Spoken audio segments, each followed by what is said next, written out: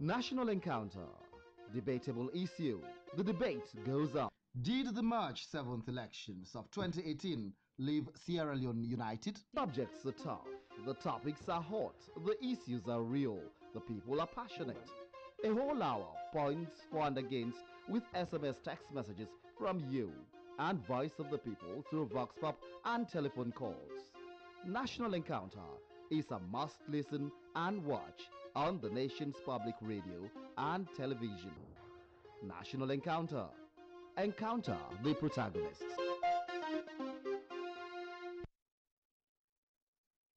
National Encounter.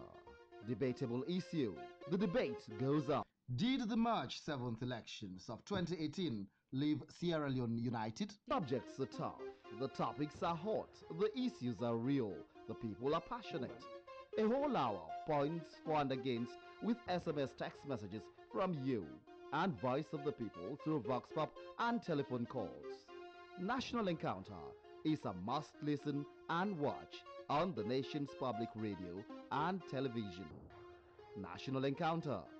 Encounter the protagonists.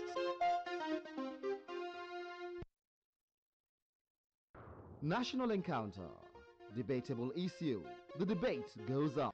Did the March 7th elections of 2018 leave Sierra Leone united? Subjects are tough. The topics are hot. The issues are real. The people are passionate. A whole hour points for and against with SMS text messages from you and voice of the people through Vox Pop and telephone calls. National Encounter is a must listen and watch on the nation's public radio and television. National Encounter. Encounter the protagonists. National Encounter. Debatable issue. The debate goes on. Did the March 7th elections of 2018 leave Sierra Leone united? Subjects are tough. The topics are hot. The issues are real. The people are passionate. A whole hour points for and against with SMS text messages from you and voice of the people through Vox Pop and telephone calls. National Encounter.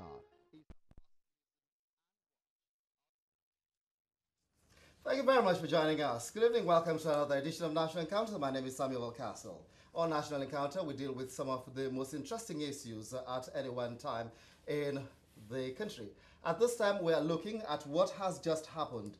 On 7th March 2018, Sierra Leone made history. The people of Sierra Leone went to the polls. And now we've heard the result. Sierra Leone is heading to a runoff on 27th March, just 2 weeks after the results were finally announced. That's it. That's where we are. But as we see everywhere in the media, the regular media and the social media, too many people talking about what is to come or what is within the country at the moment. Too many people arguing and even fist fighting about their political convictions. People have started putting tribes, religions, and even their different regions in the mix. Some people say they are going to vote not only based on their political convictions, their historic convictions, but their tribes and regions as well. Emotions are coming in and too much is at stake. Sierra Leone went through a brutal civil war that lasted over 11 years. The cost was deadly. Some people are beginning to think of those days when Sierra Leone made headlines all over the world for all the wrong reasons. And they were all politically motivated. Here we are again, at the brink of development, at the brink of elections, and too many things are occurring all at the same time. People are asking whether the democracy Sierra Leone decided to follow long ago was in fact the right way to go. Some people are asking whether Sierra Leone, with all the different ethnic groups, the different religions and the different tribes it has got, could consolidate its development through the democracy it has decided to adopt and adapt. There is a lot to be discussed concerning unity and how democracy through one man, one vote could bring it about. And that is why we're asking the question whether the 7th March elections of Sierra Leone left Sierra Leone united. Too many people say, no, it has not left Sierra Leone united. It has actually left Sierra Leone divided or scattered into several pieces, because that is what it looks like at the moment, which is what must be settled if Sierra Leone is to come out united after the March 27th runoff. There are a number of people in the studio at the moment to discuss the issue of elections, historic elections, elections of 1962 perhaps, 67 perhaps, 77 perhaps, 1982 perhaps, 1996 perhaps, 2007, 2012, and now. Too many things to discuss and to be discussed, and to say whether we are living unity in the wake of these different elections and what difference the 2018 election could bring. In the studio with us, I have a number of guests, not as usual when they will go for and against. They may all be coming from the same point or from different points, whichever angle they may decide to come from. It's all about talking about the 7th March elections of 2018 and what they left in their wake. Professor Cecil Blake is a media analyst. Dr. Mahmoud Tarawali, team leader standing together for Democracy Consortium. Mohamed Radoswari is expected. He is a member of the media committee of the Sierra Leone People's Party. And there is Memunatu Pratt, head of Department Peace and Conflict Studies, Furabe College. There is Eunice Asuse of Access to Information, who will be speaking on behalf of the APC, I think. Well, we have them in the studio. I hope Mohamed Radoswari will join us as we go along. But it's time now to begin, and I go first to the only woman in the room, the professor of Furabe College, that is Memunatu Pratt. You have seen the results of the elections of 2018. In fact, the 7th March elections. A lot of people came out, and the media were all over the place talking about people getting up to go and vote for their right because it's their might and for the sake of development in Sierra Leone. You've seen what has come after the 7th March elections. What's your take? Did they leave Sierra Leone united? Those elections, multi-tier elections of 7th March. Let me say good evening to listeners and viewers, and to thank the SLBC and the Acting Director General for inviting me to be part of this panel today. Now, the question of whether the elections have left Sierra Leone more divided than it was prior to the elections, I think it's a question which we really need to talk about. Because in the first place, elections are a process and part of a democratization of society. So which means that no matter the way we want to look at things, we must have elections. Because elections is the hallmark for us to determine people who will govern us. It is the hallmark for citizens to cast their ballot, not only about voting in an individual, but then also voting in someone they can trust, someone they believe, and someone they think can deliver their aspirations. So it means that elections is part of the process of our development. So which clearly tells us that we need to take elections very seriously, and we should manage our elections in such a manner that it should not be divisive. But let me go back to another dimension of looking at the divisiveness of elections.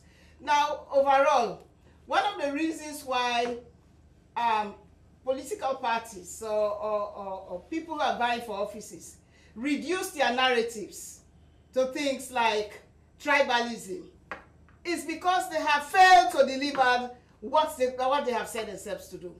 Now, let's look at the political parties. Each of those political parties had manifestos. So the business of the political parties is to try and convince the electorate about what is in their manifesto. But what we are seeing is a gross failure of political parties to articulate their manifestos at all levels. Because there is no reason why you should preach tribalism. If you have a manifesto that is going to talk about giving youth employment, increasing education cost, providing proper health care, dealing with the issues of women, talking about infrastructure, about roads, talking about good governance and accountability. So what we are seeing now is the failure of political parties to be able to convince the voters as to why they should vote for them. Because if you are in a position to be able to talk to the voters that if you vote me in, I am going to increase your livelihood. I'm going to ensure that I increase the conditions of service for the public sector. They will listen to you. But now what we are seeing is a failure of the narratives. So one of the things probably some of us are now suggesting is that in order to change this narrative about voting for tribe, or maybe voting because you belong to one region. Let them come out and start to talk about their manifestos. Then we are in a position to be able to start to see how we can reduce on some of the issues around the question of ethnicity, and then also of regionalism. And then I'd also like to say that a number of these issues, political parties now, because of the fact that to some extent they are worried, because you know elections is about competition, especially when you've had a hard fought first rounds. So it's like you are so desperate in order that you can capture any voter that can make you have your 1+. And I think that desperation is also part of the manner in which they are carrying these narratives on regionalism. But for me, I accept that in Africa today, ethnicity plays a role in politics, but we should not rate ethnicity as the only core factor. There are many other factors in addition to ethnicity. Now, for instance, if you take Sierra Leone, in 1996, let's look at the elections in 1996. Temu Bangura supported Amat Jam Kaba when it came to the runoff. And then you had the UNPP. And then let's fast forward to 2007. We saw Charles Magai leaving his own traditional party and then also pitching tent to support President Alex Nkrumah, which indeed made President Nkrumah to win the elections. So we should look at some of these great examples that have taken place in our history and not try to degenerate the discourse around really putting together your manifesto, convincing people about what is your manifesto, leaving that aspect, and then reducing it to tribalism. I think tribalism has no space in our society. Tribalism creates problem, and then that's in a way we deepen the divisiveness even after the elections. Thank you very much, Memunatu Pratt, Head of Department, Peace and Conflict Studies, Frabe College. Let me welcome you, Kalilu Tutange, of the Sierra Leone People's Party, to National Encounter. I move over to Dr. Cecil Blake, Professor Cecil Blake, Media Analyst. You have just heard Memunatu Pratt, Head of Department, Peace and Conflict Studies, talking about what she thinks of what the 7th March elections left in their wake.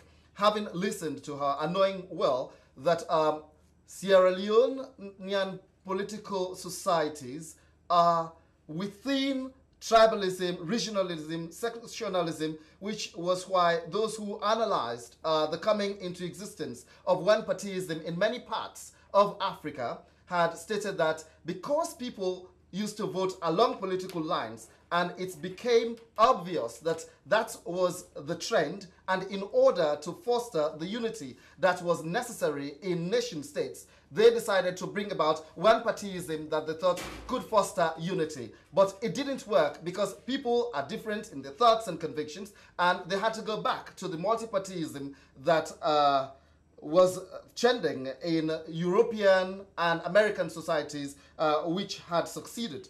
What would your thoughts be about unity in the wake of the 7th March multi-tier elections? Well, let me first of all start with a disclaimer. I usually take exception to the word tribes and tribalism because it's the lowest form of social organization. I don't think we have, we are way beyond tribal societies. These are labels that are given to us that are really derogatory, and so I just want to start off with that I'm not going to use that term. It's a derogatory term. Now, to the subject matter at hand. Look, it's a moot question to ask whether or not democratic elections are divisive, or whether or not you can get unity after elections. Why I say it is moot is this. The nature of democratic governance is predicated on division. We are divided up into political parties, okay? And even within political parties, in some countries, you have factions. So the nature of the ideology, the nature of the governance system that we in Africa have simply adopted is divisive. Now, so the task is this. When we have such a divided society, how do we build bridges to link interests from these various political parties? For me, that is the challenge. And I'm saying this bearing in mind that you have a major democracy such as the United States of America, where division is the norm. The Republicans, the Democrats, and they have different ideological approaches to life, gun control, abortion, different schools of thought about some fundamental social issues. So, if we need to build bridges to sort of close this divide, which is a natural outcome of democratic governance, around what issues are we going to build these bridges? And for me, this is where my frustration arises. Throughout this campaign, all I keep hearing is we are going to demonstrate to the world that we have, in quote, democratic credentials. But then when I look at the ordinary human being, not just in Sierra Leone, in many African countries, you look at quality of life of people. What has this system of governance given us in terms of uplifting the fundamental quality of life of ordinary people? You know, I have not seen the kind of discussion or the kind of debate around which this issue is. Memonatu made a very, very salient point in terms of, yeah, these manifestos, they have some of these issues, but inadequately articulated. So for me, if we're going to have unity, the unity is going to be built around the quality of life of the average Sierra Leonean, the quality of life of the average African. How are we going to put our heads together to uplift people? Right now we're fighting each other. Fortunately, in this country, we did not have the kind of violence that characterizes some elections in Africa. But I'm a little bit troubled that we are simply regurgitating what is being given to us without taking a look at basic quality of life issues. So unity, absolutely not, because that's not the nature of democratic governance. Okay, the challenge is that how do we bring it about? And my suggestion is, let us look at the quality of lives of people and these various people who call themselves political parties to come around and deal with it. That is my prayer for this continent, that we stop trying to show the world or to show our benefactors that, oh, we're a democracy, we're this, we have credentials. My goodness, let us focus on the lives of our people and see how we can bring it about. You raised the issue of one-party politics. Now, not that it didn't work. You know, I'm not, in fact, a party person, all right? Not that it didn't work. The problem was that it did not sit well with our benefactors. It didn't sit well with them. They wanted us to be created in their image and likeness. And a basic question I usually ask in these kinds of discussion is this. During colonialism, these were the people who colonized us, right? Did we have options to speak? Wasn't it the case that people who raised their voices were locked up? Didn't we have firebrands like Wallace Johnson incarcerated? Didn't we have people like Kwame Nkrumah incarcerated because they placed their national interest over and above the interest of the benefactors?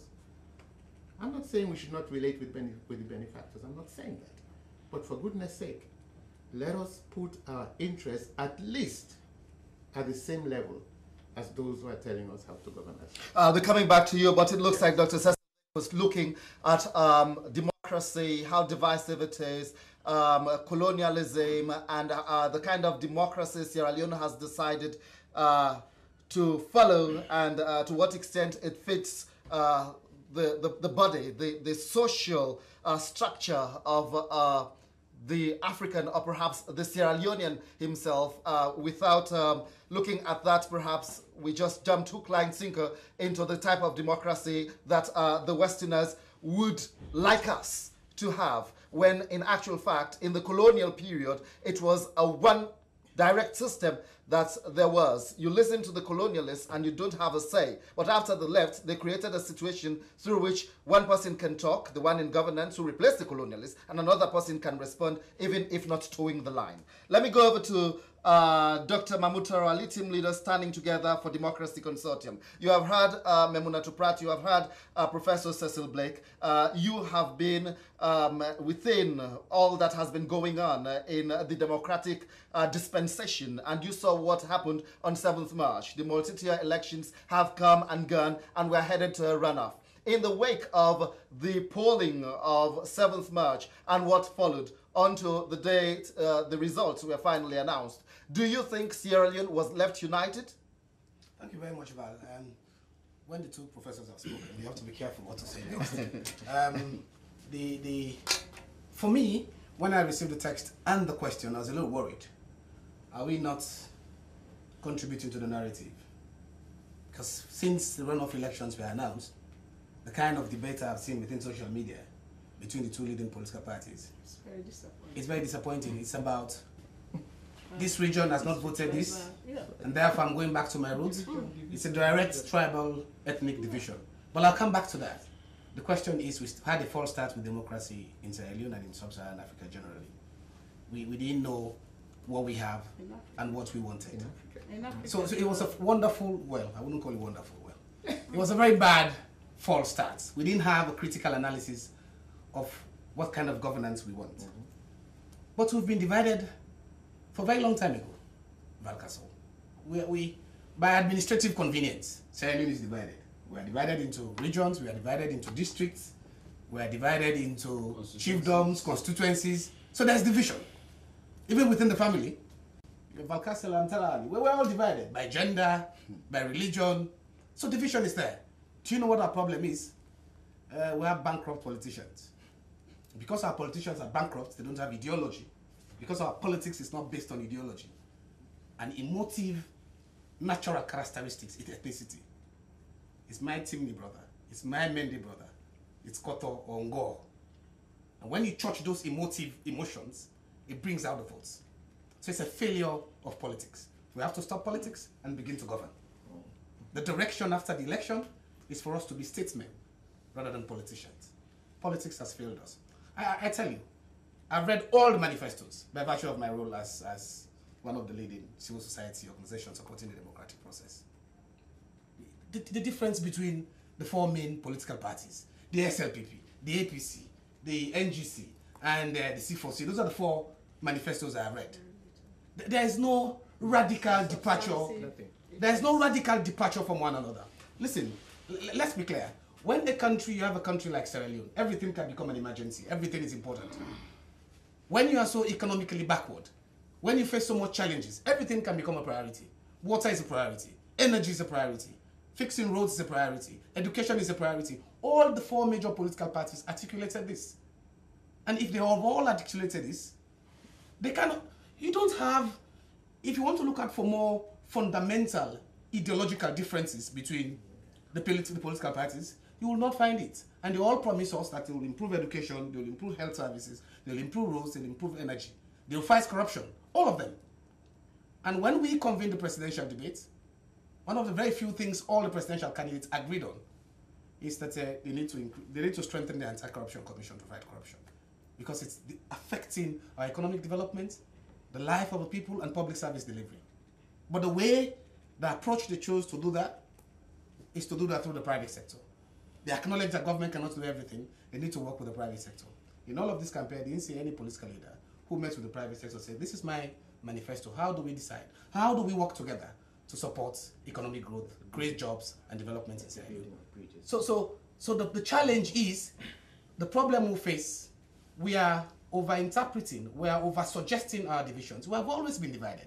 But let me tell you, the challenge is, because our politicians don't have a more concrete message that is ideologically different from one another, they use a very emotive kind of heart-touching thing, if it's my brother from Putloko, oh, I would be happy. Whether he does the good thing or not. He's my brother from Bo. At least we speak the same language. We're all Mendes. And it's that failure. For ordinary people, when you say it's Ngo, when you say it's Kotho, it's easier to get the vote. So I'll call it ethnic politicization. They use ethnicity for political gain. However, what we need to do as Sierra Leoneans is to increase education. The challenge we have a set of citizens who cannot analyze all of these issues and take, because if you have a mobilized and educated and enlightened civil society, some of us will not have jobs, because the citizens of Sierra Leone will ask the questions I will be asking. They'll say, hold on a minute. So what we need to do is to stop about we being divided. We're a united people. Do you know my best town in Sierra Leone? It's Bo. Because if you go to Bo, this house, all the people there are Mende. The next one, they are Timni. The other ones are Soso. The other ones are Madingos. You live a life. I know people in Bo who don't even speak Mende. There are Timnis who have moved there since the 1960s. They have their children, successful businesses. None of them have gone to war because of their ethnic differences. Tell me one instance in Sierra Leone that the citizens of Sierra Leone have gone to war, have fought each other as a result of their ethnic differences. It's a lie. It's a complete lie. We're not divided. We are politically, we use ethnic politicization, which is by nature divisive. But as a people, we are united. Well, I'll be coming back to you, but I guess the situation you painted of Bo is a Freetown situation also. Freetown is so cosmopolitan. It's quite a melting pot of everybody being together here, and we've never fought each other based on ethnic differences. Let me go over to you, Eunice Asise. I guess you are representing the All People's Congress Party here this evening.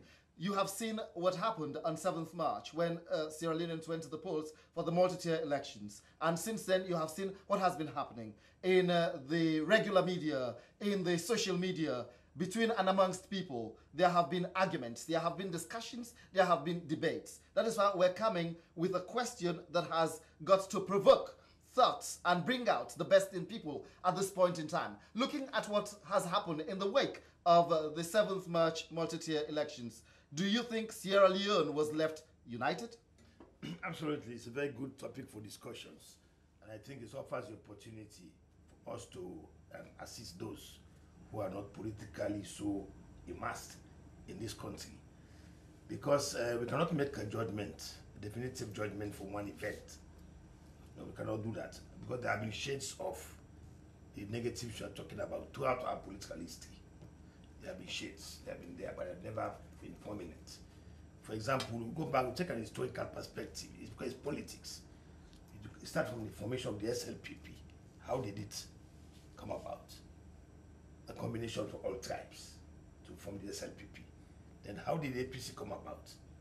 There was a break-up at the negotiations in Lancaster House on the principle of Elections before independence. there was one matter of principle. Also, the British wanted to have some military base here. So based on principle, not on tribe. So these are the two elements. And also, I want to borrow. Somebody mentioned about the runoff elections. When we were having these elections, what happened? It was always like Tebo Bangura, like Magai, coming together. So these things come up. It offers an opportunity to remind us that shades of this are still there. The shades are bad enough. And I think we should take the opportunity. It's a wake-up call, you know, that we have got this fine history, a political history. It has happened in this country. We talk about tribe.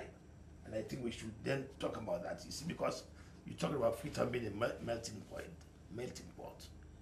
You know, and you see, for example, I talk about the APC, for example, when they're filling their candidates, it's not a matter of tribe. There are many people, for example, the lady who won at region now, Miata, is Mendy. The one who was at Goldridge was Mendy. The one who was at Kutawood was Mendy. So we don't want to hype this problem. It's all of us, only the parties also to be aware that these things are there. Now, this one-off is a desperate situation. And we don't know where these messages are coming from.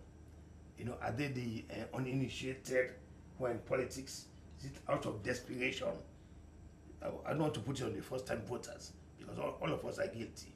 So I think it's a wake-up call as we're discussing this topic that there are good political things on the history of Sierra Leone which we have to emphasize, not to go to this narrow thing of, because even Sam Subana, for example, who did very well in Kono, I'm sure he was aspired on a national platform. Only at the end of the day, because of the very short time, I think also we have to go back to PPRC, how political parties are registered and approved in this country. If you don't have time, you go and appeal to a narrow base. This is what happened. Because you don't have time to campaign nationally, so that you become a national party.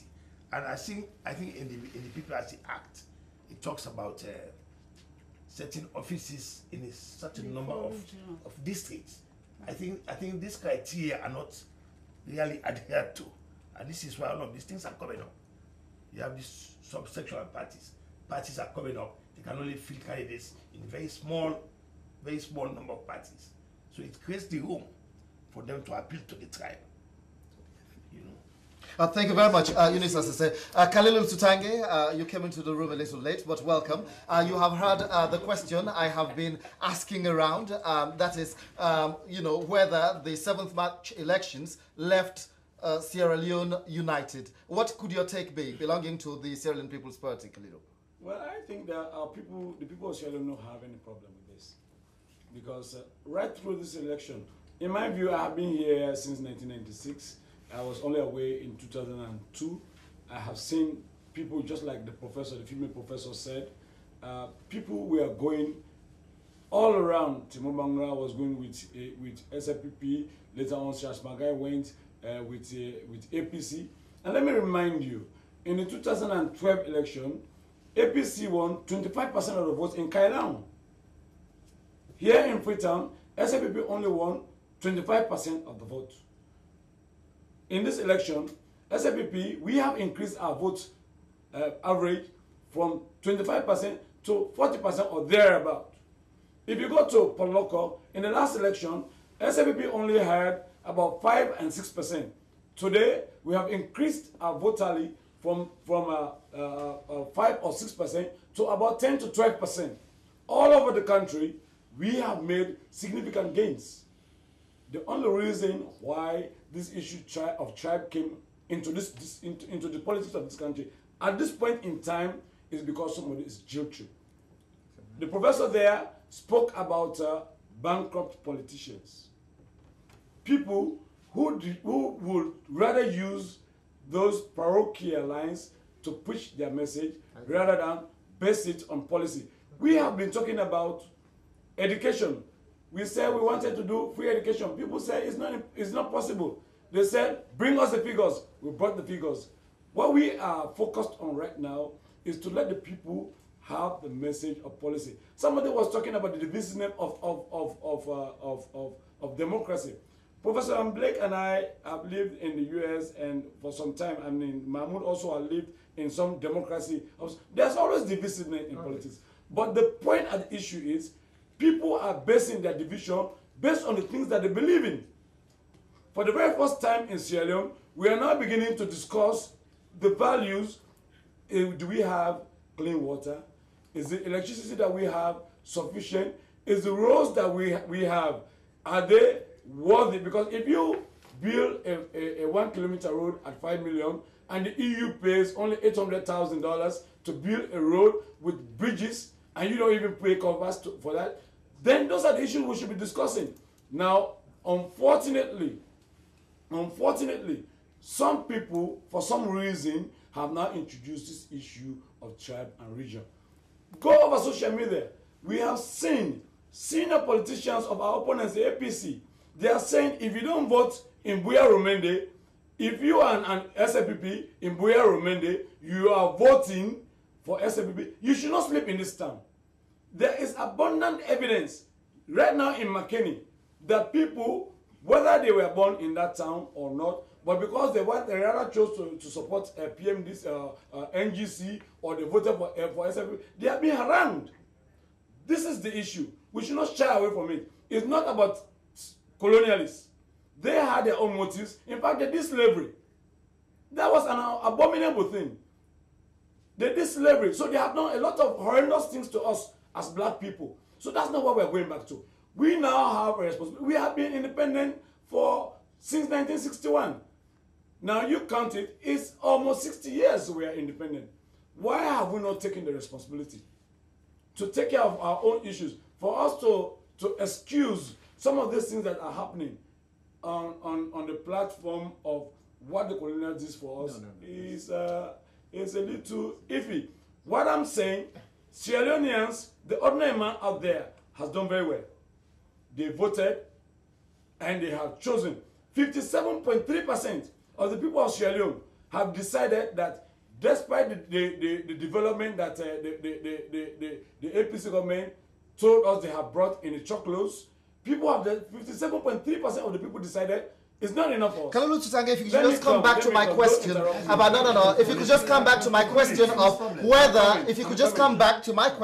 of whether, the 7th March elections left Sierra Leone united, because what Professor Beck was talking about was the democracy that was introduced in these parts of Africa from the West and how it was swallowed, hook, line, sinker, and to what extent it did not support the communalism that exists in this country. Senegal has been a democracy since independence. There has never been a war, never a coup d'etat in Senegal. They are struggling with it, but they are going forward. Those elections, did they leave Sierra Leone united? They left Sierra Leone united, provided those bankrupt politicians can help our democracy grow. Yesterday, I was on an international media. They were talking to us about building coalitions. We are a presidential system. It's easier to have coalition building in a parliamentary system. Now, what we have to do as Sierra Leoneans, let us be true to ourselves.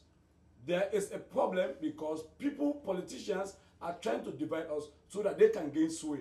What we have to do is let us stay to the issues. I was going to go to Memunatu Pratt, but I'm going to Dr. Cecil Blake because you spoke about the divisiveness of democracy, which is perhaps true. Because when you look at the United States, for instance, during elections period, they're always talking about appealing to perhaps minority groups, the blacks, the Hispanics, all those little groups. And in fact, they go there, they make concerts and try to woo them to their sides. The Republicans are guilty, the Democrats are guilty. In fact, when it comes to the United Kingdom, they're always talking about the blacks and the Scottish. In fact, when it was time for the de-amalgamation of the United Kingdom, for instance, when they went to the polls to vote as to whether Scotland stays in the United Kingdom or it goes away, at the end of the day, they voted that they stay, and that kept Cameron in power for a while until Brexit came and he exited. But again, when it was time for them to return to Parliament with somebody of their choice, you saw them voting Scotland, Scotland, Scotland, to the extent that the British Parliament is now full of the Scottish. So looking at it, democracy and how divisive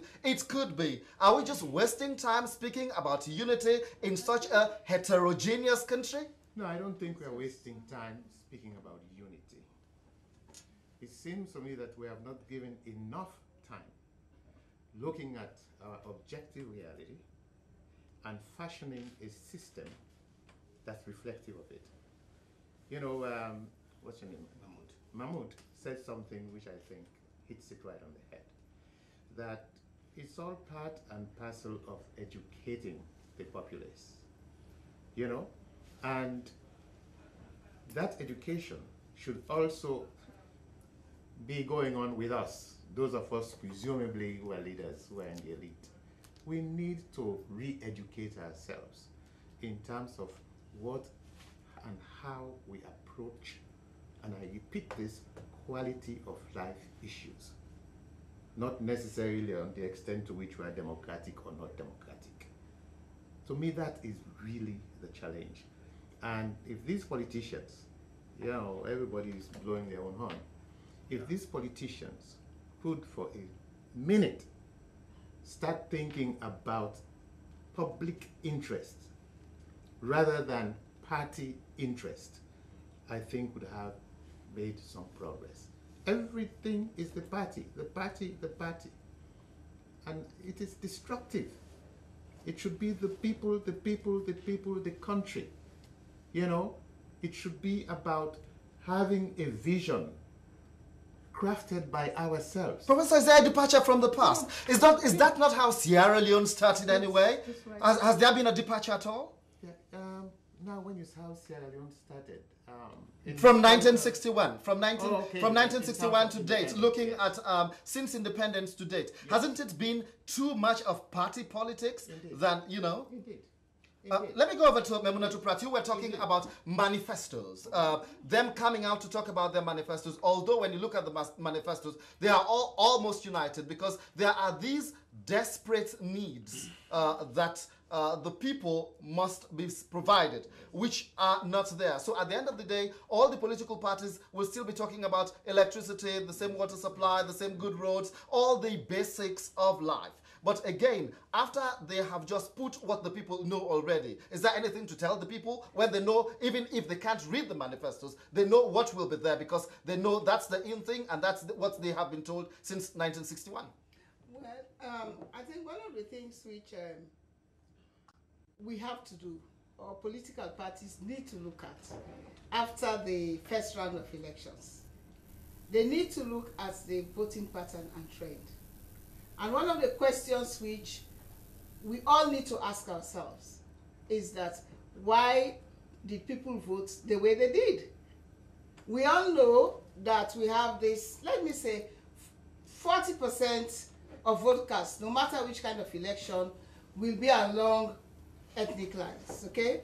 Because in Africa, you can't run away from ethnicity when it comes to politics. I mean that is just the bane in terms of how do we look at about our democratization process. So you just say your 40%, no matter what you may say, has to fall within the regional divide. Because people are affiliated more and they feel more safer, they think. They feel more safer if their own king's man is in office. They think they'll feel much more protected, which is not only unique to Sierra Leone. But I think the other thing we need to look at is, why do we have the changes in the patterns in which people vote? For instance, there are many things and many reasons why people vote, apart from ethnic reasons. Now, for instance, if you take urban cities, for instance, like Western area, you may want to wish to ask yourself, why is it that the voting pattern in 2012 now changed drastically in 2018? So you may want to think about, maybe, is it that we've got a demographic shift? Maybe you have more people from the regions that have come to Western area. Because if you look at the pattern, a lot of the people who did not vote for the APC are people who are living in the newly established areas around Freetown. So that gives you a message. It may mean they'll be talking about access to electricity, they may be talking about water, they may be talking about education, they may be talking about health. I'm raising these issues because I just don't want us to be thinking ethnicity, ethnicity, ethnicity. So you're having a growing trend of a kind of urban revolt in terms of sending a clear message that we don't feel that our stakes are being looked after properly. So in that instance, you now need to go to your manifesto and start to talk to those people who did not vote for you. And then let's take the other trend. If you notice the other trend is that you had votes, people will say block votes in the southeast, and then also you have some block votes in the north. Yeah. I mean, if you take Bombali, Port Loko, Tokolili, you can compare that to Kenema, Kailan, and so those arguments have just squashed the issue of ethnicity. If you take the percentages, you can have 92% in Bombali, you have 92% in Bo district. So that one does not hold water. So people should stop talking about ethnicity because the block votes are still intact. But now let us see why the APC lost some of the votes, let's say, in Kenema district and in Kono. There are many reasons. Maybe people, in those areas feel that in the last 5 years, there have been more good roads in the north than in the southeast. So I want us to be very critical when we are saying all of these things. And for both political parties, instead of them having all of these hoodlums going around social media saying any kind of thing about tribe, let them go and study the pattern of voting on the March 7th and start to do their homework and start to sell their manifesto. So I think these things are very critical when we are talking about all these things. Then the other thing about the question of divisiveness. Divisiveness in conflict studies. Conflict is part of human existence. What we do is that we have the structures, we have the institutions and the mechanisms to respond to all of this. And one important thing I like to say, whilst we are talking about this divisiveness, because election is about competition.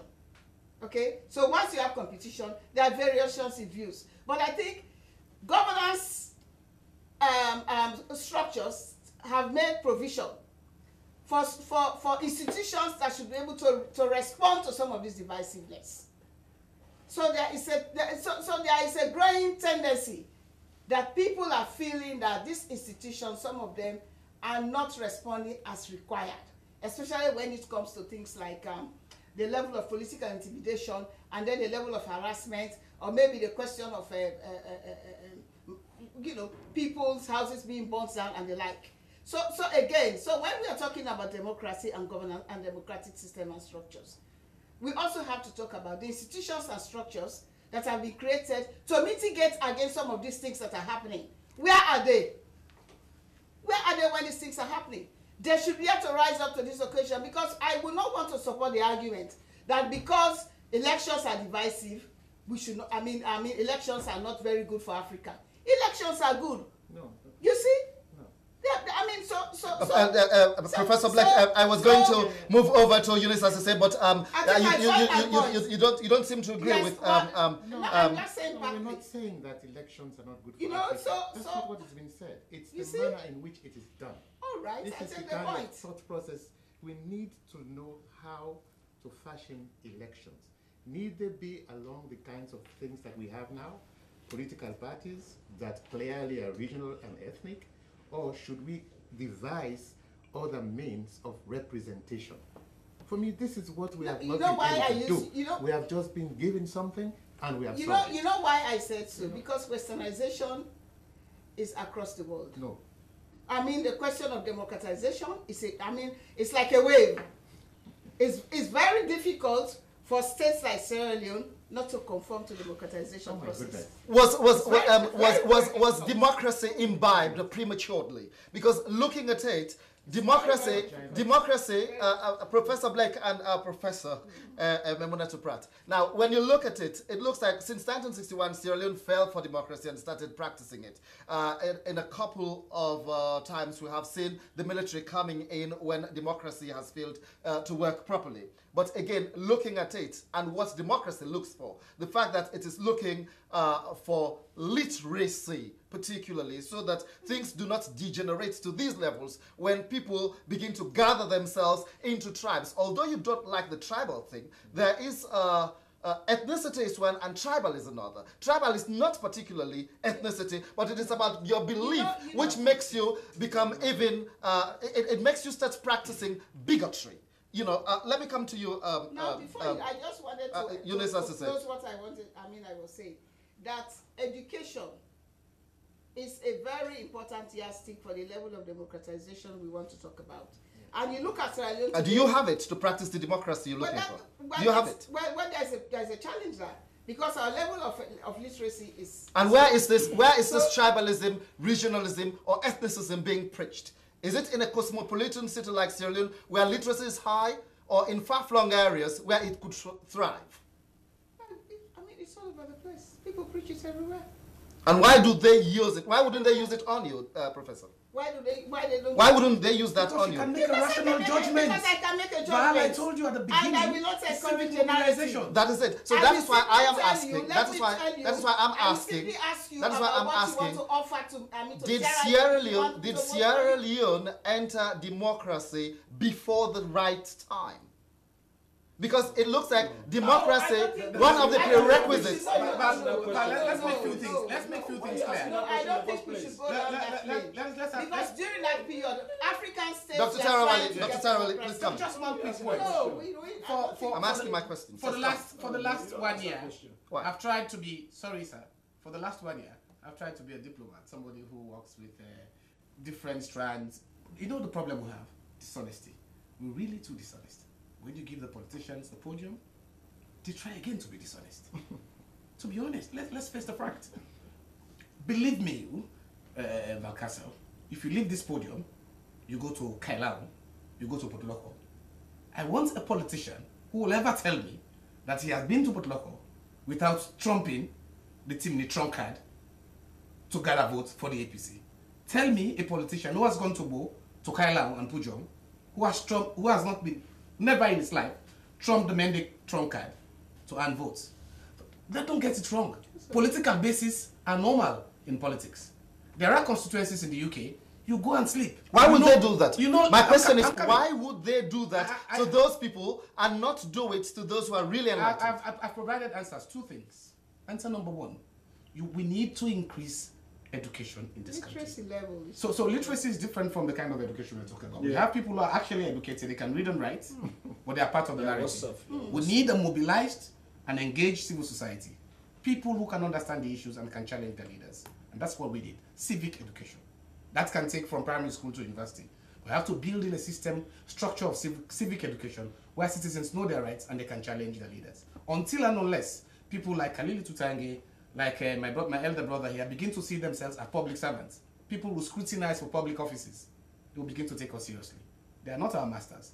They are supposed to be our servants. The next question I'm coming. The next point, what we need to do. Do you know what happened in some parts of the advanced democracies? When politics is over and when it's time for governance, we end politics and we begin to govern. Really? I'm coming. Think so? I'm coming. This is a phase. I'm coming, Prof. This is a phase. I'm coming. This is a phase. Once the elections are finished in the UK, the British Prime Minister become the Prime Minister of the United Kingdom. I'm not saying the Conservative will not have problems. I'm not saying Labour will not have their bastions in the north. You can go and sleep. There are red states and blue states. You can have a political base. Well, even question time in Parliament is always showing up how bad they could be to each other. The national interest, when the national interest is at stake, the citizens are mobilized such that they can challenge their national leaders. What we need to do here is to strengthen our civic education such that citizens can take responsibility to ask those questions and say, hold on a minute. When politicians want to approach me, they take a second thought. If they go to Krubola... Oh, why you? Why you? You see that? They'll take a second thought. Why? Because I understand the issues. And when they go to Kurumbola... They do something else. Why? Because people don't understand the issues. Until we reach there, for people to understand the issues, to begin to challenge them without our presence, then we're in trouble. Khalili Tutange, that was the reason for the question I asked about democracy and it coming too early. No, democracy never comes too early. Democracy simply means a people's right to self-determination. Well, the type we took, the Western kind of democracy. Hang on, Val. That Professor Cecil Beck said was threw upon us and we swallowed. No, nobody threw that upon us. We agitated for it. In some countries, people even went to war. It was a trend in West Africa. Absolutely. Yeah. In some countries, people... That it's trendy doesn't mean it came at the right time. That it was trendy, that it was trendy, The trend of that it was democracy, trendy Val, 1 second. doesn't mean it was right for Val, 1 second. for the time it came. Before I am still with Khalili Tutange. I just want to give I am you one still point. with Khalili I'll give you one Tutange. point. Dr. Terrell, will come in. Let him come. Now, there is an issue the professor raised about how the colonialists treated Africans. Nobody wanted to be a second-class citizen in their own country. They decided we have to have self-determination. Can you tell me that the self-determination came too early? We have had this discussion, you and I, before. You were even questioning the timing of our independence. We have had this discussion before. You can never say a people's right to determine what they do comes early. In fact, that's what is in it. People are born with it. So this question about Independence and democracy are different. No, come on now. I'm just saying They're different, yeah. I'm just But saying they're different. You and I have had this discussion. Independence and democracy are So two different things. What would you expect? You are going to expect that people will have self-determination and others will not have a right to determine what that self-determination would be? Or what type of democracy they will practice? Come on. Our people decided at that time that they wanted a parliamentary democracy. They were fine with it until at some point... Because it was the only thing they knew. It was the British type. You have to do less of the talking, let the panelists talk some more. So that Let's keep going. Let's keep going, Khalili. No, you have to do that, Val. Let's keep going. No, yes, keep going. Now, here is what. To the current issue, my colleague panelists have raised a very significant issue here. It's not the people. It's the leadership. These people are uneducated. Like Mahmoud said, there is political literacy. I can have a university degree, but I don't have that literacy. So what we have to do is to bring our people along. Isn't it the other way around? You can be literate but not educated. Yeah, well, let us say so. But we are not bringing our people along. The reason why we are not doing that, because we always want to have an opportunity to use them to our own ends. Now, there are a lot of issues why people voted. The professor just raised some of those. We have not even looked at them. Straight away, we who have university degrees have jumped on this. Unfortunate issue is, this is how Bo voted. This is how McKinney voted. That's not the important issue. The people have said they want to have the right to decide who lists them. Can we be very patient and be very respectful of their opinions? That's what this is required. Thank you very much, Kalu Tutanga. Let me move over to you, Eunice Osisei of the APC. Now, this issue of strongholds, on what basis do the parties get the strongholds? Well, let me just start by saying that Professor talked about the inevitability of block voting. You know, a critical discussion like this, you know, because we said there are always shades of these difficulties there. But when you have discussion like this, let it remain very critical instead of succumbing to the temptation of making party political statements to gain points.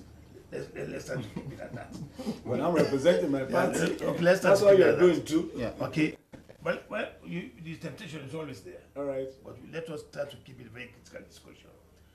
I think we're talking about this issue now because it is coming to the fore. Because for the very first time, we've had so many political parties. This is time it has happened only. And this is why it's coming to the fore now. So I think there are 2 problems we have to solve here. First of all, we are firefighting. This is firefighting now on this issue. But after this firefighting, then we have to come back to our political history, to our political structures. They are designed in such a way to eliminate this difficulty of ethnicity and special interest we're talking about. It appears they're not working that way. You know, so now we will talk about it by raising these issues, alerting the political parties.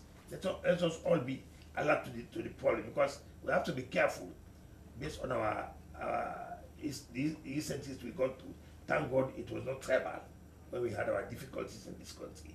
But it is not it's not too far. It will degenerate to that. We should stop it if we're not careful. And this is why we have to engage very serious discussions like these ones, you know, to make sure that all the political parties, that you can say all of them are guilty. Because you talked about 90-something% of Kenema, Bo, and the other places, you know. Her point, Yeah, actually. precisely. But I mentioned to you that the APC party, for example, did not start that way, appealing to the region, appealing to the tribe. It was a matter of principle. When they went to the negotiation in Lancaster House, the Breakaway came out of principle, and Sheikh Stephen came back and created this APC, not because he was a northerner, but because out of principle, which he cited. I think everybody agreed about that. Those principles have not survived. Yeah, precisely. They have not survived. So that is the challenge we have now. But again, now we are moving to this runoff. We have to take it into consideration.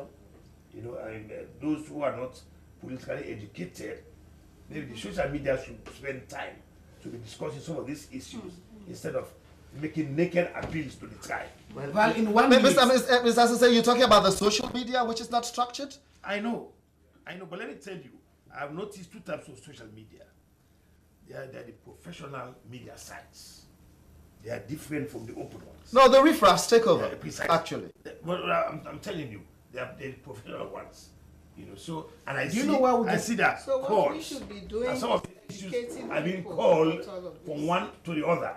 That have been calling of contributions from one. with all due respect group to the my lauded colleagues, where we got it wrong, and I'm not saying to say democracy is a bad thing. I support it fully. I'm a Democrat. The introduction of the 3rd wave of democracy. Democracy has always been there. The 3rd wave in the 1990s, especially with the World Bank conditionality, it was introduced with the assumption that it's not only about voting. After voting, an energized and mobilized set of civil society will remain engaged within the political process. So when we cast the ballot, we don't run home. We stay engaged. We'll ask the questions. We'll have conversations. And when we feel dissatisfied, we can always challenge our political leaders. That was the assumption. Unfortunately, that's component of democracy. It's To mobilize citizens, that's where we've not developed. Until and unless we come back there to have an engaged, an educated, and enlightened civil society. When I say civil society, What's the problem? Why have we not developed? When I say civil society, it's not the formal civil society and media. It's not a civil society Citizens. organization. Why is Not civil it? society Why is organization. it? Why is it that that continuous engagement We have you're not- talking we have about not paid has attention. not grown? We have not Yeah, paid we have attention on paid it. attention. We have not. Can we come to this Yes, issue? yes, There is Professor. one- okay, you see what has happened to this discussion? It has boiled down back to democracy, not to development. You know, we've wasted about 10 minutes talking about democracy. You know, what I think we should try to bring this discussion in terms of bringing it to an end. I should first of all congratulate the media in this country. What the media did to promote the message of non-violence was incredible. I mean, the media has done an efficient job. And as we're moving now to the runoff, and going back to the question that we asked for this panel, unity, I want to challenge the media to maintain the efficiency that they established in promoting non-violence, all right? To ascertain that we preach that this country, we do not need to break up. We want peace in this country. Because talking about the quality of life of people, we are not going to get development if we remain at the level at which things are, which is very unfortunate. That is ethnicity and all these kinds of political parties. No, no, no. The runoff is there. There's no alternative. We have two people. We have two parties. Now, let us make certain that we do not have an outburst because of the evil that we start seeing, partly in social media and by some reckless politicians. So, yes, I love unity, even though I recognize that we exist in a very divisive ideology. And please, just want to urge everybody that peace has to prevail in this country. My final comment for this evening is this, and it's the form of a question. You know, fortunately, some of us have been lucky, traveled over 90 countries in this world. We've been all over this world, over 90 countries, okay? And I've seen various types of governing systems. And I keep asking myself, why, if we don't want to think for ourselves, why do we just want to ape one form of governing system? You look at certain countries in Asia, you don't hear them blowing these stories about democracy. Their societies are moving. The level of science and education going right. I saw transformation in Asia between 1983 and 89. I lived in Japan, traveled all over that region. And within that short span of time, I saw development of quality of lives of people.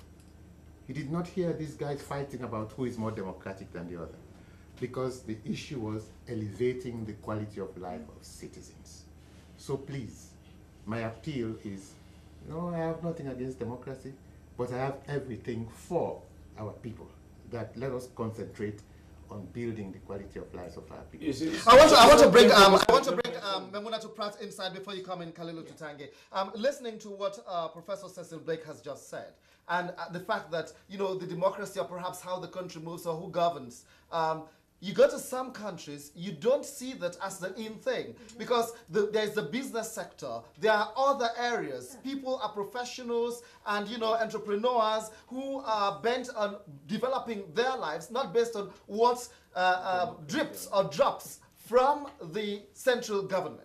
But it becomes a do or die affair when there is centralization and the governance structure from the center is what everybody depends on for their livelihood. It means when your government is in place, you get the jobs, you get the right connections, and you get all the employment and this and that you need. So it becomes, I have to fight as best as possible so our people are in governance so that we enjoy. Because in the last 5 years or in the last 10 years, there has been another set of people enjoying, because that's how it goes. But would it have been different if the people had not relied on government so much for their livelihood, if entrepreneurship had developed, if other sectors had developed to the extent that who governs or who doesn't govern is not the aim thing. Like in the United States, you want to make money, go to Wall Street. You want to serve, go into government. Yeah, I think you're absolutely right. In fact, one of the many,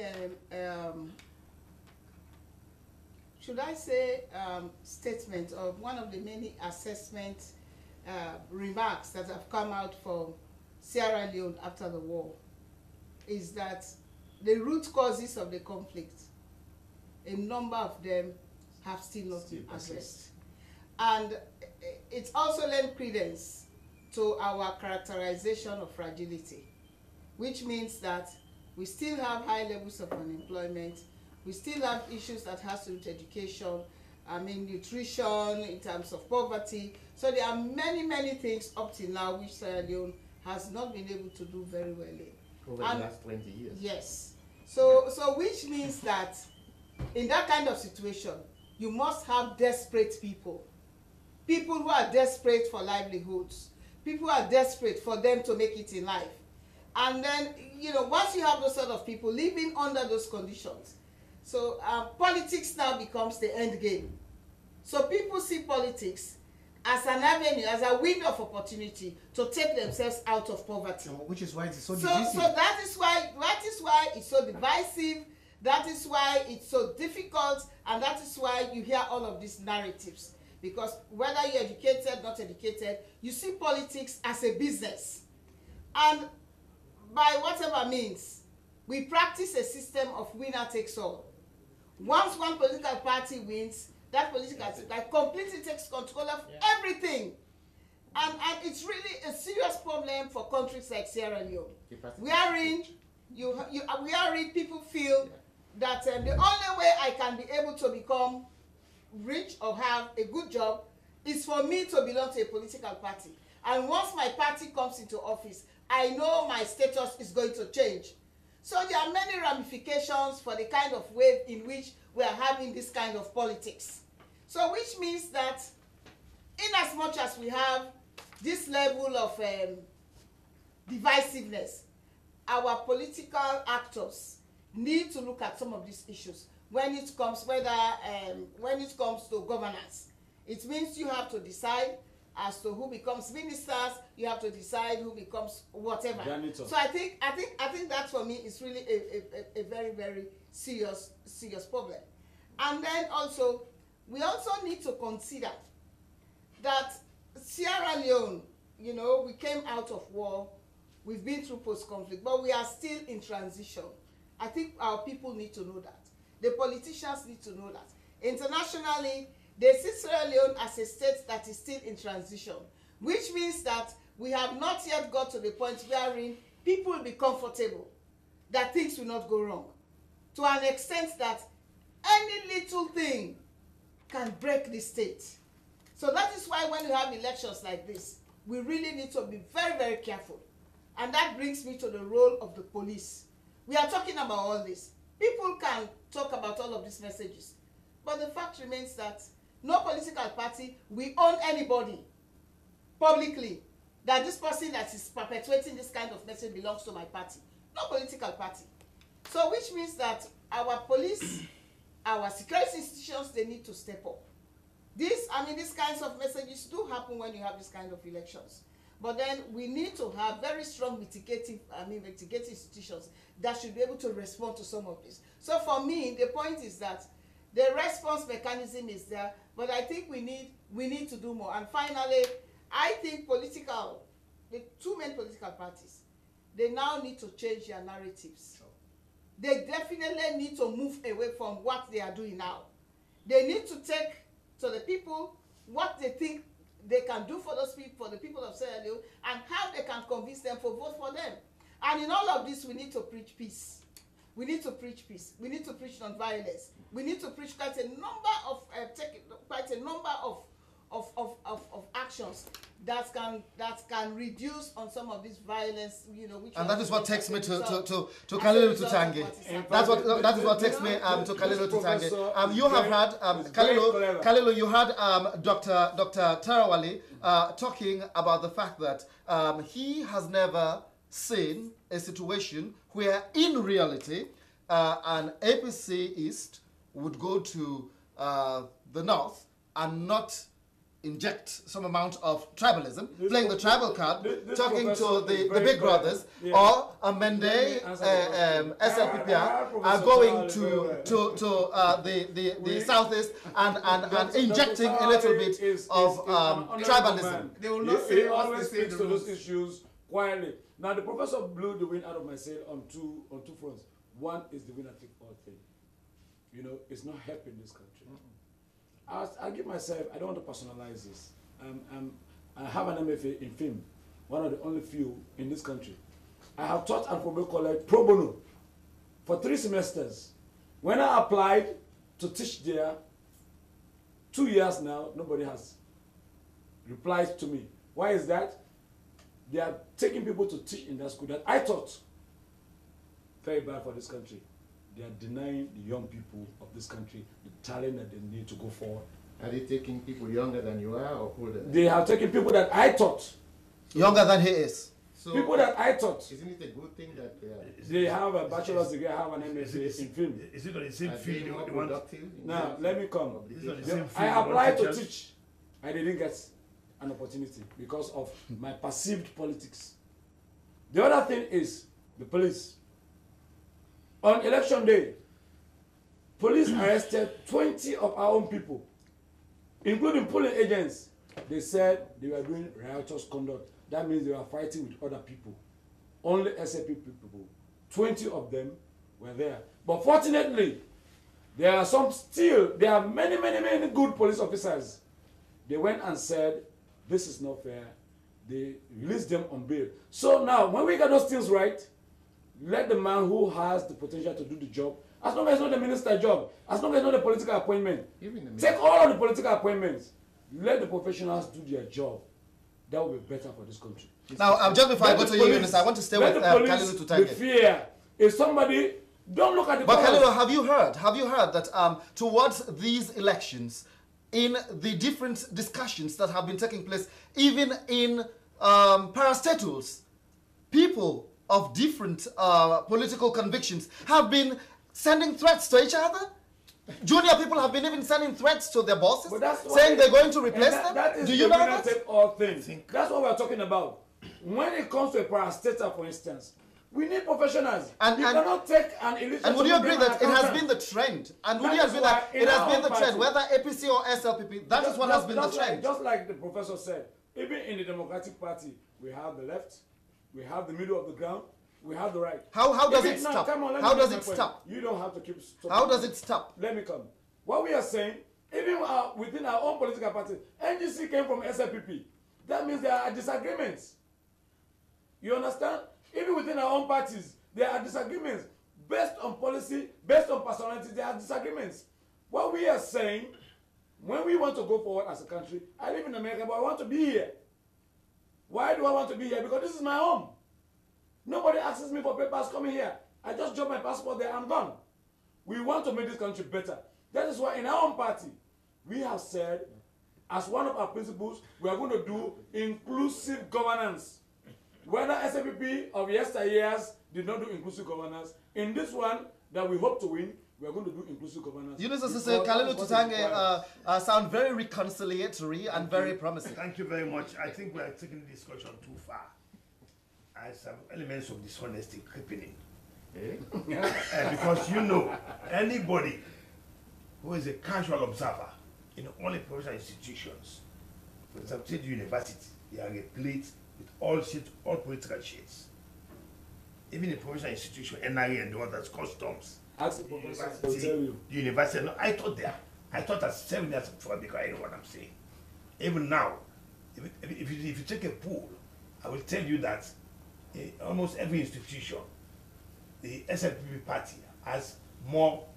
Did you take a census of who belongs to SLPP, or you just look at the? I'm just saying. But did you? I'm just saying. I'm not talking about that. But it is I'm clear. I'm not raised that. You said your political conviction is preventing you from going Yeah, there. yeah, that's true. Who is at Fuabe College will tell you that what you are saying is that you are not employed because of your political background. Is not true. That's very true. But that is not true. Anyway, sir. Okay. Bro, make your point. That's another Make your thing. point. But Make your again, point, brother. first Let's about move on. the desperation, and let us not try to confuse the people. I have party political campaign for the one-offs coming. Let's try to I have been avoid- very let's conciliatory. Can you avoid- try to be and let's conciliatory? avoid. There is element of desperation. There's a unity. He talked about winner takes all. The desperation of the other side coming in. We are not going to also, do that. now the unique situation we have now it's a work in progress. Now what we have in this country now, for the very first time now, it is not as if the president appoints a minister and he becomes a minister. No. He goes to parliament, which And has rubber other- stamped. But to be precise, it's up to you if you want to rubber stamp. Because there are other elements in that parliament. We have never had any appointee being rejected in parliament. And on this occasion, let us be confident that there are going to be about 4 different shades of opinion in parliament. APC, SLPP, NGC, C4C, and the independent. And the truth is, one of the most vibrant panelists on the appointment committee in Parliament was from the SLPP, Bernadette Not a Lahaj. single one has ever been rejected. Yeah, So yeah. you I'm not blame the government. I'm not playing. You know? I'm not playing advocate or defender for Banadela. We saw an instance when people who were appointed by this president went to parliament, and there was so much news out there that they didn't even have. They had claimed that they had. Nobody is requiring you as a member, as a minister, to have a PhD or a bachelor's degree. But people claim that they have what did they have? But Now, I will talk about the winner takes all, Dr. Tarawali. The winner takes all situation is a very tough one. And if we're looking at what happened on 7th March and the wake of 7th March, the desperation kicking in, the fact that tribalism is kicking in, ethnicism is kicking in, and as we're heading to a runoff, people are beginning to preach tribal sentiments in order to woo people on either this side or this side. Is it because of what has been practiced in Sierra Leone over the years, to the extent that people think it's a do or die affair? If you lose, you really lose, and if you win, you really win? Thank you very much, Val. And I'm getting a little uncomfortable because we have to be aspirational. The way I understood it, this discussion was supposed to be looking forward, bringing back the country together and moving forward. True. The truth is, politics is too great in Sierra Leone. Politics is too much. I went to Liberia during the elections in Liberia, and I have colleagues from Liberia that I work together with. They constantly tell me, the way you respect your politicians in Sierra Leone, the way you revere them, the way you look at them, is really too much. The way we concentrate in politics. I think I only have one example of somebody resigning from government to business. Yeah. Only one example, I will not name that. Only one example that I know. Is it recent or long ago? It's been a while. Julius Spencer. Julius Spencer. Desmond Luke. There was one somebody before Desmond That's Luke. the only one I know. Desmond Luke, 70s. In the 70s, maybe I was not born yet. And then So the point I'm saying, the Well, one before I know, was born. that was the one I I read can it. I make a point? Let me just Go finish. on. The challenge we have is politics is too central in our way of life. When people feel they don't have a role outside central government, then it becomes a very serious problem. Her Majesty's leader of the official opposition in the UK, Jeremy Corbyn, has a mini cabinet. He has a role to play. He has a stake in the state. When people feel once we lose elections, that's the end of our survival. When people think if we don't win elections, That's what it is. when people think if we don't win elections, after 10 years, it's our time. If we don't win, we have to win. Then it becomes a very serious At all issue. costs. Because they are So not let me just finish. people. It all boils out on our economic system and our political systems. The way we arrange our governance structure in itself, it's exclusive. It's not inclusive.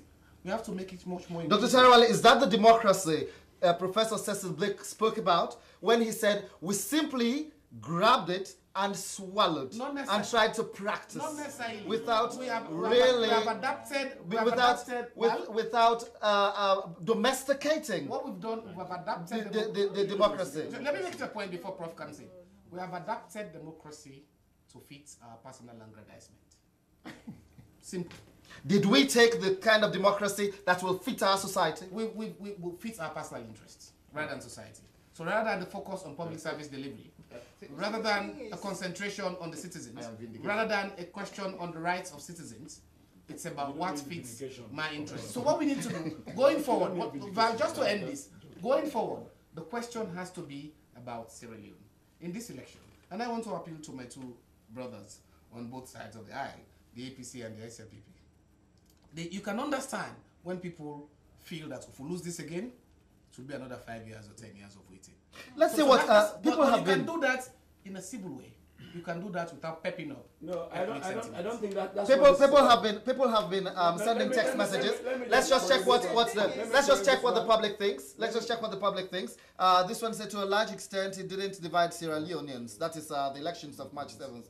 But I must admit that many Sierra Leoneans voted on tribal and regional basis instead of visible transformation all over the country. That's Mystic of Dozak. For me, it has left Sierra Leone united due to the following reasons. One, job discrimination, injustice, development activities not generalized from Entin of Wellington. The elections are not credible and I feel disgusted. The entire election should have been cancelled. How can a polling station have over 300 votes? How come the observers did not take that note? Professor, you have made the day. Quality of life is the subject matter. Sierra Leoneans are languishing in every part of the country. This one says, I disagree that there is tribalism in Sierra Leone. What is the outcome of the recent elections? Should the protest, not tribalism? That's Usman Kotor. We have become a disunited state after the March 7th elections. Politicians are now doing their campaigns on tribal lines, which is very wrong for our democracy. It happened in Rwanda, Kenya, etc. And that's still Sierra Leoneans are falling for it. Tribalism should not surface where there is good governance. It's coming from Gil for Jojo. Tribalism does not exist in Sierra Leone, this one says. That's Baba. What we need is quality education and not free cent education. Teach our people to learn to work for their living, from a concerned citizen. Those are the text messages. Yes. Professor? Yes, this issue of winner takes all, that's clearly a majoritarian approach to governance. Okay? Now, when you have that, you cannot escape it. That's the sad thing. These are the kinds of things I'm worried about. Because majoritarian approach to governance is not unique to Africa. You look at some democracies, when you bring in ministers, it is the party. And, even at times the faction. This is where I think we should start to think outside of the box. This is all I'm appealing for. I'm not saying that we should abandon friendships with the benefactors and all. No, but for goodness sake, God gave us brains. Let us look at our objective reality and try to fashion these things out. This whole thing about winner takes all, it is so nasty because you have a serious resource seepage. You have very intelligent people who might not have been in this party who are in this party that lost. Those people are gone for the next 5 or 10 years. You're not going to be able to use them. It's really ridiculous. That is the source of the barriers. You see President Kaba, it's unfortunate we did not, I just want us to remember him. I think yesterday was his death anniversary. Yeah. Okay. President Kaba did something wonderful in this country. He had an inclusive cabinet. He did. I served in cabinet when Kaba was there. Even though you're not a party man. Exactly. I was the only cabinet member who was independent. Number one. Number two, I gave him a time frame which he respected because I had not retired at that time. And I do not see myself becoming a politician given the kind of things. This is why these people steal, because some of them have no option. Okay? They go in there, they think, well, it's my turn, and they rip off. Politicians, they should have options. If you do not succeed as a politician, go and get a real job. Just don't rely on this thing. This is why I respect so much what Mr. Kaba did. How inclusive? Very. The person sitting next to me was UNPP. Dr. Cherno Jalo was UNPP. Kamara was PDP Sobe. I think is he still alive? No, he passed away. Okay. There were people from different political parties, including this independent man, who served this nation. And during that time, the nation mattered. In fact, it came to a point where Mr. Kaba had to write a letter to the SLPP. Do you remember? I know. Yes, Mr. Kaba wrote a letter to the SLPP. He said, yes, I was elected by the SLPP party, but I'm ruling Sierra Leone. He says, I'm president of Sierra Leone. I'm not president of SLPP. I am a member of SLPP and I will govern. Why did he have to do that? Well, because there were a lot of pressures on him. For Going back, there's all right, anyway, we're yeah, coming to the end now. We're coming to the end now. So let me go to the politician. Kalilu Tutange. Yes. Elections are upon us. We thought it was going to end on 7th March. We thought when the final results came out, it would be the end of the 2018 elections. It did not happen that way. Sierra Leone is headed to a runoff, and tribal sentiments are being preached. We have answered the question. The elections of 7th March 2018 did not leave Sierra Leone united. How would you encourage supporters of your party, the Sierra Leone People's Party, to move around preaching peace and unity because we didn't get it through the 7th March polls? I look straight in the camera. People who support SLPP, who are now in the majority by virtue of the last election results. When we went out to you to campaign, we put out Brigadier Bio's manifesto. The first thing he wrote in his manifesto is the governance principle. He said he wants an inclusive government. He told you that he wants to have free education from junior class 1 onto SS3 because we're going to do away with SS4 because we think it's irrelevant. You should vote for Brigadier Bio because of the things that he has spoken to you about, not because he is a Menema. Well, people have the erroneous thing. Brigadier Bio is actually a Shabro, which is a minority tribe of this country, not a Menema, as far as I know it. Maybe somebody else knows something different. All right, thank you very much. Yes. I didn't conclude. Therefore, unity. I want to appeal to all of you. Like me, my first wife was a Limba. The second wife is a Loko. We have one child with the first one. I have 2 children with this other one. I don't want a tribal conflict because my in-laws depend on me. I depend on my in-laws. This is one country, one people. Thank you very much. I'm going over to the APCO. Eunice, as I say, if you were going to give a message, what would it be? Well, first of all, let me just briefly deal with inclusivity. It's not unique to President Kaba. It depends the nature of governance you inherit. For example, when there's a coalition, even when the APC came to power, the coalition with PMDC, at that time, because it was a coalition government. That was different. No, very different. It was inclusive. That was a deal. It was an inclusive government. It was a deal. Now, also, let me say, first of all, you have to get the political structures right because the population, the electorates are really confused. 221 police stations cancelled for overvoting. Now that is a big topic of discussion. 221 ballot stuffing, overvoting. Now this is weakening the confidence of the electorate. I think we have to get it right. We saw a lot of reports about the elections monitoring agency being implicated in all of this. So we have to make sure that we clear that to make sure that we have the support of all parties. Also, you looked at the population, we're talking about tribalism and all, but parties did make promises. Parties did make manifestos. Some of them very outlandish, some of them, are unachievable because they are so, so these are the things the electorate have to look at. The realities of the fact. The devil is better than the angel. Who has not delivered? No, I'm just saying. Calm down, guys. Calm down. I'm looking. Calm down. I'm simply looking. You are making promises. The electoral looks what's on the ground. All the parties have had an opportunity to govern this country. The 2 parties who will have the runoff, they have had the opportunity. What did they leave on the ground? And the electorates have a clear evidence to judge where they should go. I think whatever happens is only one of those who will become an state. We have seen examples. Salion Diallo, what's happening in Guinea? Salion Diallo, 40%, Salion Diallo, 23% by Conde, the second round, a match. The first one with Johnson Salif and where the first one, where by far. Now, if you're going to talk about peace and unity, yes. You didn't talk about precise. I'm just saying. Now, NEC has a role in all of this we're talking about to promote that unity because these are about polling stations being null and void and all of that.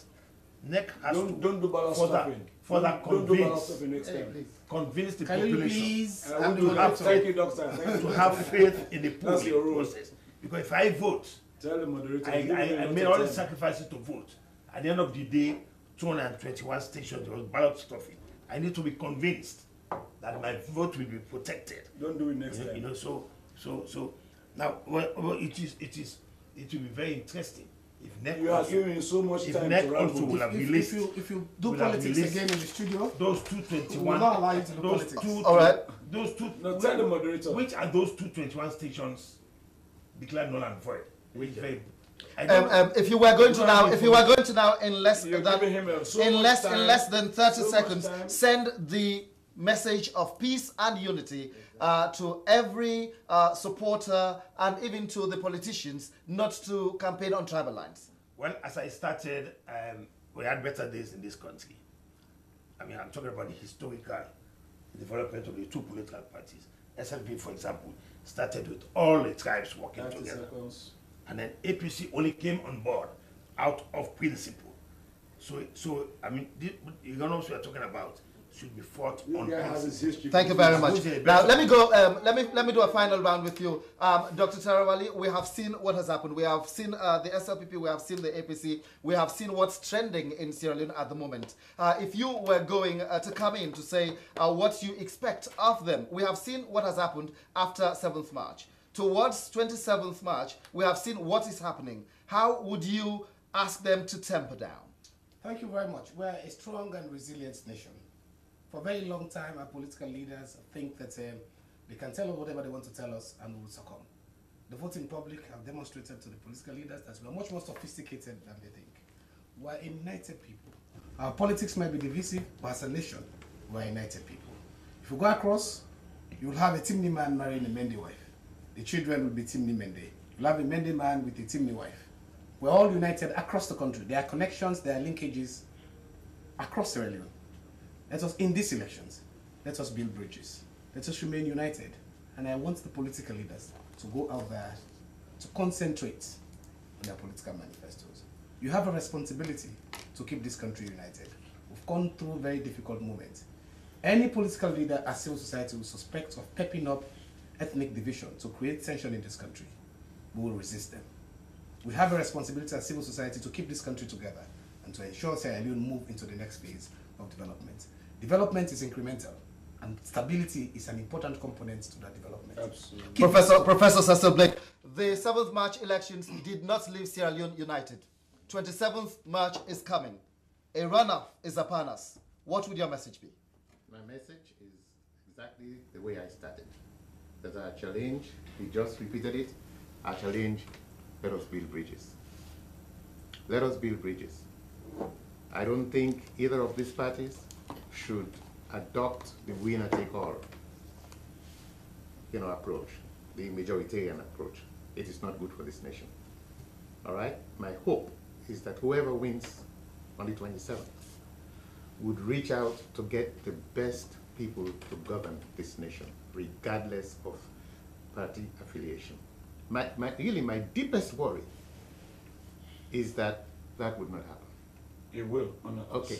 Well, I'm hoping. Now I'm hearing a public commitment. That's a pronouncement from my leader. It Okay. will happen. Okay, so Valcarcel. This program will be archived. Yeah, exactly. Good. Let me go to the only woman in the room, lecturer of Rabe College, head of department, Professor Pratt. Now you going to have the last word. Yes. So all my compatriots, the women, the youth, my message to you is that say no to violence. Say no to violence. Say no to people who come around you with hate speeches. Tell them that I do not want to hear hate speeches. What I want you to talk about is how are you going to ensure that I have good roads? How are you going to ensure that I have good schools? How are you going to ensure that I have good health facilities? Let us challenge the narratives. Let us challenge those people who are perpetuating messages of hate, pitching tribal sentiments against one another. Let's challenge them. Let's tell them that we don't need to hear this. Sierra Leone have far past this level of campaigning. What we need now is we need a clean campaign that can talk about how you're going to change our lives. But then also, I also like to appeal to the political parties themselves, the leaders. Let them take special responsibility in terms of speaking to their supporters that this is not the time for tribal sentiments. This is the time for you to take our manifestos to the people. This second round of elections is really very tight. But if we try to convince people about what we can do for them, that will be the best way forward. Peace and conflict indeed. Thank you very much. Well, that's how I will thank all of you. Kalilu Tutange of the Sierra Leone People's Party, Professor Memunatu Pratt, Head of Peace and Conflict Studies, Frabe College, Professor Cecil Blake, to you, Dr. Mohamed Tarawele of Standing Together for Democracy Consortium, and Mr. Eunice Asuse of the APC. Thank you all for coming here for the past more than 1.5 hours. We've been talking about how we could put Sierra Leone together. We saw what happened on 7th March. Sierra Leoneans went to the polls. Sierra Leoneans voted. But we were finding out from these eminent personalities whether the 7th March polls left Sierra Leone united. According to what we've heard from them, the 7th March polls did not leave Sierra Leone united. Now, a runoff election is upon us. Sierra Leoneans will be going to the polls again on 27th March, and they'll be voting either for the APC or the SLPP. One of those two candidates will emerge president of the Republic of Sierra Leone. What happens after? Dr. Cecil Blake has just said a winner takes it all situation will be a problem, has been the problem, is the problem. Khalil Tutange has promised that if his party wins, it will not be the case. And so is the situation with all of them. I thank you very much for the contributions you have made today, and I hope Sierra Leoneans have listened. It is evident from what they have spoken that people must not campaign on tribal lines. You must not vote on tribal lines. Politicians should eschew campaigning on tribal lines. Let's see whether this will happen. We'll be here again next week. This program was produced for the Sierra Leone Broadcasting Radio and Television by Hawana Tubangura. My name is Samuel Valcarcel, and on behalf of all of us at Broadcasting House tonight, good night.